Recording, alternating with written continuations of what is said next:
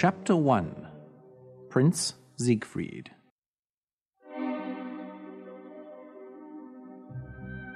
Once upon a time, in a faraway land, there lived a prince. His name was Zigfried, and he was very unhappy. His father, the king, had died.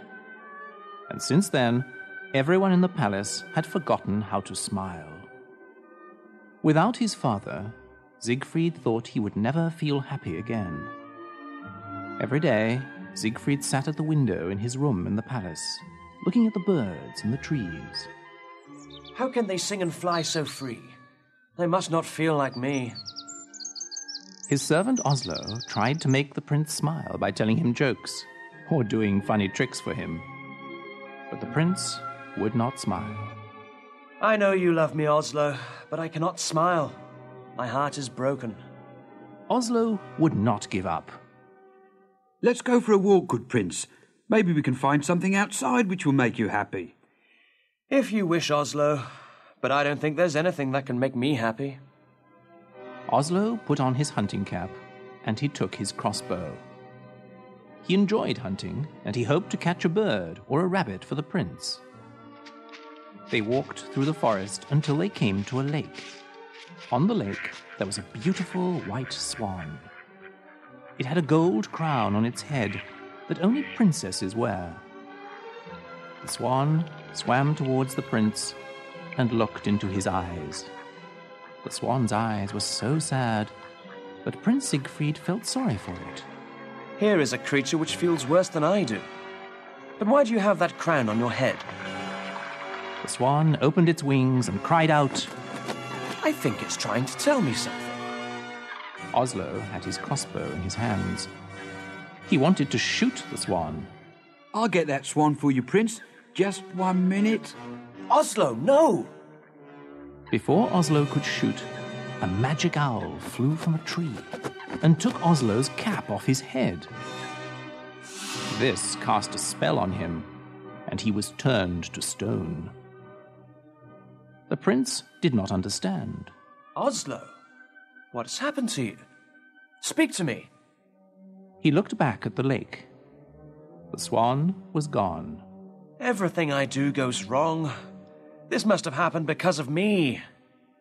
The prince returned to the palace sadder than before, thinking to himself, If only Ozlowe were here.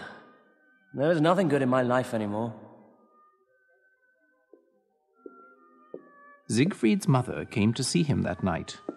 She had something important to say. Zigfried, soon you will be 18 years old. You must take your father's place as king. I am having a ball on your birthday so that you may choose a wife, and I will invite all the princesses from the other kingdoms. But I do not wish to marry, Mother. I do not love anyone. You will learn to love someone. First, you must stop thinking of yourself. If this will make you happy, I will do it, Mother. It is not for my happiness that I am doing this. It is for yours and all the other people in this land. You see, love is more powerful than we know. Without it, you will not be a great king. His mother left him.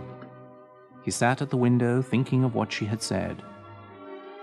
He wanted to love someone with all his heart, but he didn't know who it would be.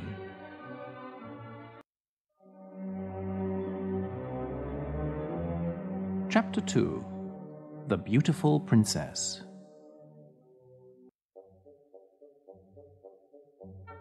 On the morning of the royal ball, everybody was very busy in the palace. The queen's maids were preparing the queen's dress. The servants cleaned the floors and windows, and the cooks were cooking enough food for 1,000 people. The prince looked handsome in his red outfit, but he was still not happy. He left the palace to be alone and think, and went to the stone statue of Ozlowe. It's my birthday today, Ozlowe. I'm 18. That means that I must marry someone and become king. The problem is, I don't want to get married. I don't love anyone. There was a quiet splashing in the lake. Zigfried looked and saw the beautiful swan with the gold crown. There it is! The beautiful swan has come back. He went closer to the water to look at it. Its eyes had the same sadness in them. But it was happy to see Zigfried, and it swam close to him. Zigfried looked into its eyes and talked to it. I think you understand me. I think you know how people feel. A tear fell from the swan's eye. Don't cry. You should be happy that you are a swan. You will never have to marry someone you do not love. You will never feel sad when someone dies. The swan made a loud cry. Its wings moved back and forth at its sides. Suddenly an owl appeared, as if from nowhere, and flew at Zigfried's head, but it missed. The owl flew off, and the swan began to swim away. Wait, don't leave! Zigfried ran round the edge of the lake, following the swan. He had to run fast to see where it went. Soon he was in a part of the forest he did not know. Tall trees blocked out the sun.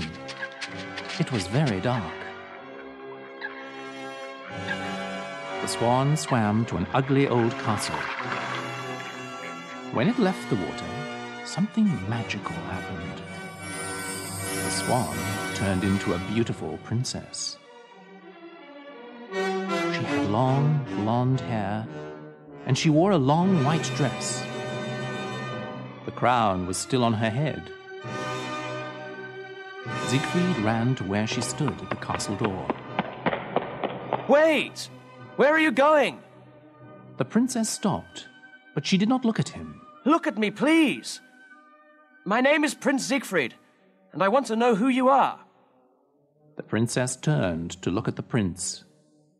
She had the same dark, sad eyes of the swan. My name is Princess Odette. But why were you a swan? Why do you look so sad? An evil wizard called Rockford cast a spell on me. I may only leave the castle during the day as a swan. Where is this wizard? I will talk to him. I will tell him this is wrong. No, you mustn't. He will hurt you, I know. He does not want me to see another man. Tell me where this man is. I will fight him and free you. No, you must leave. He is dangerous. I won't leave until I see him. You must be set free. Please. You are very kind, but you must go away. I won't. She looked into his eyes again. If you want to do something for me, you will leave now. Odile, I will leave if you want me to. But I want you to come to the ball tonight. I must choose a wife, and I want to choose you. I can't. The wizard won't let me. Find a way. Promise me you'll try. She spoke softly. All right. I'll try.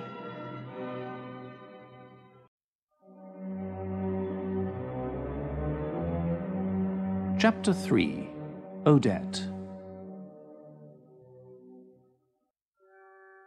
Zigfried left, and Odile went inside the castle. Odette, the wizard's evil daughter, was behind a tree. When she saw Odile talking to the prince, she was jealous. She wanted to go to the ball, and what was more, she wanted to marry the prince. She didn't like Odile because she was so beautiful and kind. But the wizard loved her, so Odette couldn't do anything to hurt her. Until now. Odette went to the wizard's room, but he was not there. The room looked like a museum. There was an Egyptian statue against one wall, and large aquariums full of strange fish. On a table stood many different colored bottles. Odette opened one of the bottles. Smoke came out of it. It smelled of burning wood. The magic owl flew into the open window, unseen by Odette, and changed back into the wizard. Do you like the smell? Oh, Father, you scared me. You wouldn't be afraid if you were not in my room when I wasn't here. I know, Father, but I have something very important to tell you. It's about Odile. The wizard opened his eyes wide. He was a tall man, with a long white beard and long white hair. He wore a big black hat and a long black robe with stars on it. Tell me what you know. First, you must promise to do something for me. What is it? I can't tell you now. First, I must tell you about Odile. Then I will ask for something. Will you do it? Tell me before I turn you into a frog. The wizard was very much in love with Odile. He would change his daughter into a frog because he wanted to know about Odile. Today, I saw Odile talking to Prince Zigfried. The prince asked Odile to go to the royal ball tonight. He wants to marry her and free her from your evil powers. The wizard turned in a circle and pointed his hand at the floor. Fire came from his fingers and hit the floor. The whole castle shook. I should have destroyed the prince today when I saw him with Odile. You saw him too? Yes, at the lake. I attacked him, but I was only a noun. Odile knew this and she left him. He must have followed her here. Oh, yes, Father. And he is so handsome. You should see his face. Silence! The wizard turned himself into a large stone ball. He threw himself against the walls, making the castle shake again. Alone in her room, Odile felt the castle shaking. She hid her head under a pillow on her bed. She hated it when the wizard got angry. The wizard changed back into himself in his room. Now, Father, you promised you'd do something for me. I never promised you anything. Oh, Father, I want to go to the ball. I want to marry the prince. The wizard angrily raised his hand again. Then he thought of something. Slowly, he lowered his hand. You would like to go to the ball, wouldn't you? Oh, yes, Father. And you would like to marry the prince? Yes, I would. Then you will. And he will think that you are Odile. Oh, Father, what a wonderful idea. She put her arms around him. His body was cold as stone, and his eyes were filled with fire.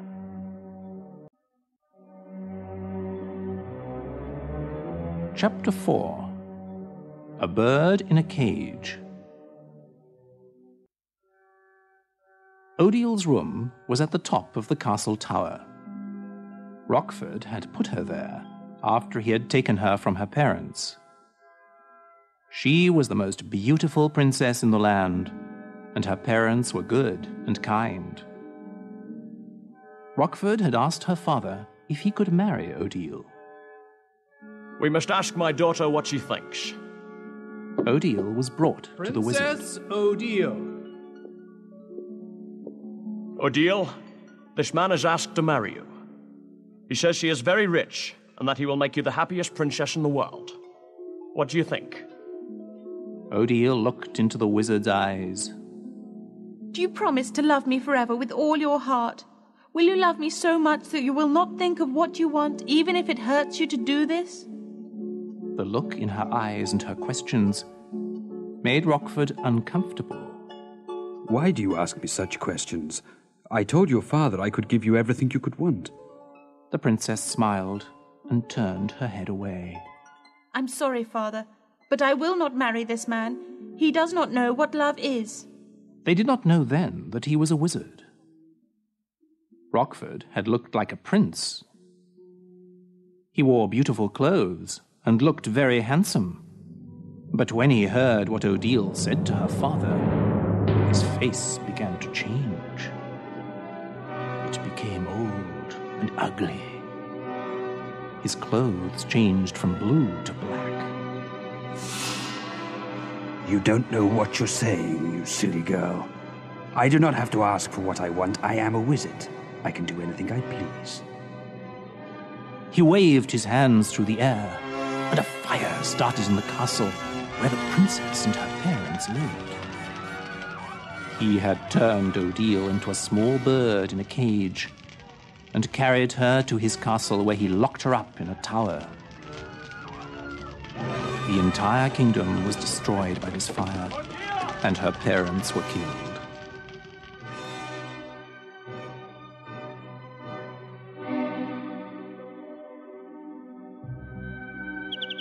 There was a real bird in a cage in Odile's room at the wizard's castle. The wizard had put it there so that Odile would remember the power he had over her. He only let her leave the castle as a swan, because he did not want other men to fall in love with her. At night, she stayed in her room, talking to the bird, who was her only friend. She called the bird Patrice, because it was her mother's name. Oh, Patrice, what should I do? The ball is tonight, and I am a prisoner here. I believe the prince loves me with all his heart. I saw it in his eyes. He loved me even as a swan. The bird began moving its wings wildly. It always knew when something horrible was about to happen.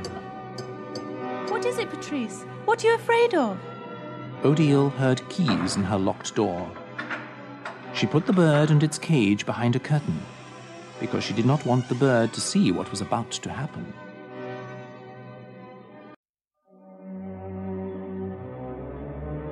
Chapter 5. Odette's New Voice.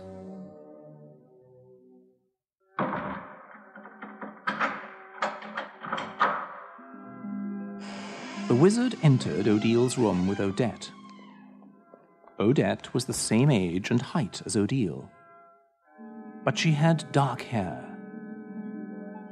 However, she wasn't as beautiful as Odile, and this made her very jealous. The wizard spoke first. Sit down, Odile. I would like to ask you something. The wizard waved his hand, and a large and very comfortable pink chair appeared. Odile sat on it. Odette tells me that you would like to go to the ball tonight. Is that true? Yes. If I let you go to this ball, will you promise to marry me? I have told you. I will only marry a man who loves me and who I love. But you know I love you. If you loved me, you wouldn't keep me locked up in this castle. You wouldn't have killed my parents. You are a fool.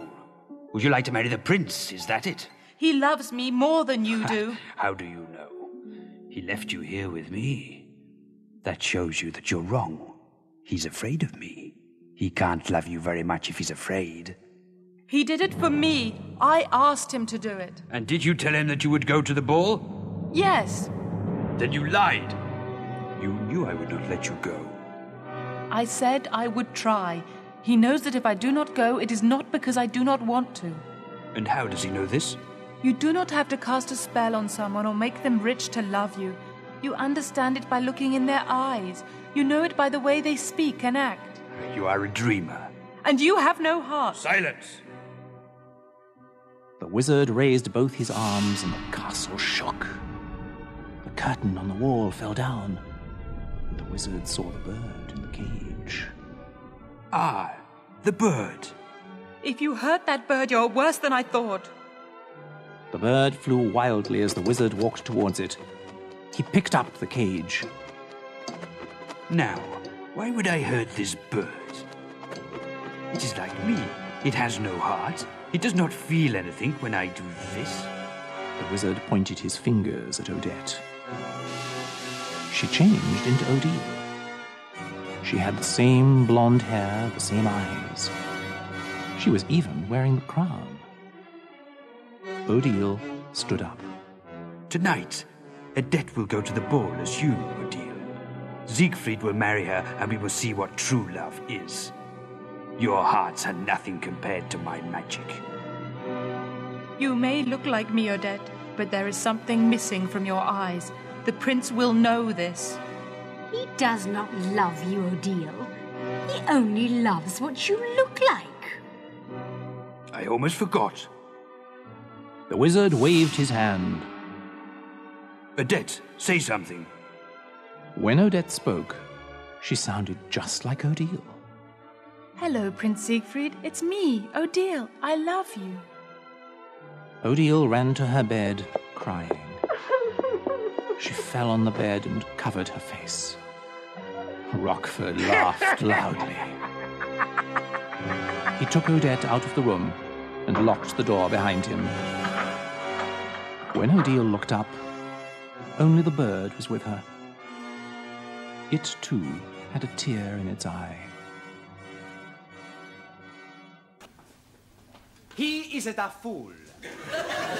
Good, but not isn't a. He is a fool. Yes, he is a fool. Max, she is. She is beautiful. She is wonderful. Oh, she is... Yes, thank you, Max. You are. You are? You are waiting for me to speak an answer. Well done. And unfortunately, I am not understanding the question. I want you to give me a sentence using you are. I am. No, not I am. You are. For example, you are from Pakistan. I am from Pakistan. Good, yes, but now use you are. But I cannot say you are from Pakistan because you are not, are you? Repeat after me. You are English. No, I am from Pakistan. What am I? You are confusing me.